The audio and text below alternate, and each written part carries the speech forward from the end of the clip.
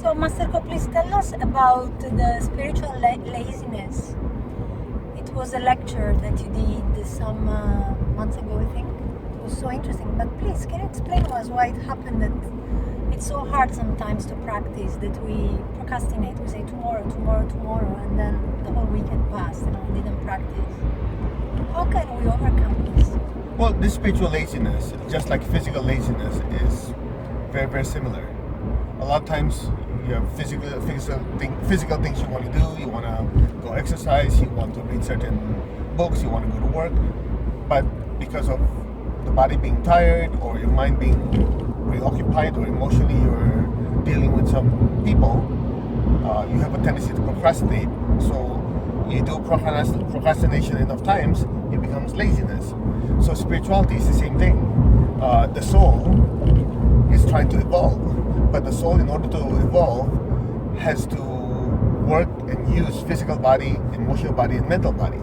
Now, this physical, emotional, mental body are also subjected to the influences of physical world, the emotional world, and the mental world. So a lot of times when physically the body is tired, you don't feel like meditating. When emotionally you're dealing with stress from other people, you don't feel like doing meditation because emotionally you're pulled down. Mentally, if you're thinking of so many things, the mind is so busy, even though the way to make it quiet is to meditate, you don't feel like doing it because your mind is preoccupied. So what you call spiritual laziness essentially is the soul losing partial control or partially losing control of the body, the emotions, and the thoughts. So in order to fix spiritual laziness, the person has to use their willpower, because by using willpower, they can make the physical body, the emotional body, mental body behave. So they will do their meditation and their spiritual practice. Now, another thing that people don't realize is one reason why a person does not do their spiritual practice and meditation is because that person is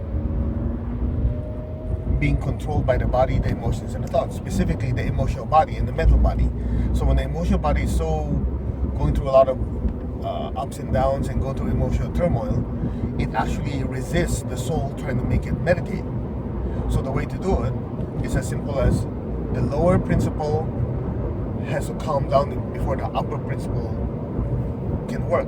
So if the emotional body is very, very, very chaotic, the person does not have clarity and doesn't want to do spiritual practice. So the way to do it is to make the mind so strong to understand why it has to meditate. So sometimes when a person goes through emotional crisis, it is actually what helps them in the big picture to do their meditation, because as they realize, okay, emotionally there's no calmness, there's no there's no solution, then the mind will say, okay, if I continue having this, my life will keep getting worse. But if I sit down and think, okay, what is causing the emotional problem anyway? How do I fix it? What are the solutions? So as the mind starts to function, it's able to, in the big picture, force the emotional body to calm down. And then as the mind calms down, then the spirit can come in and give them either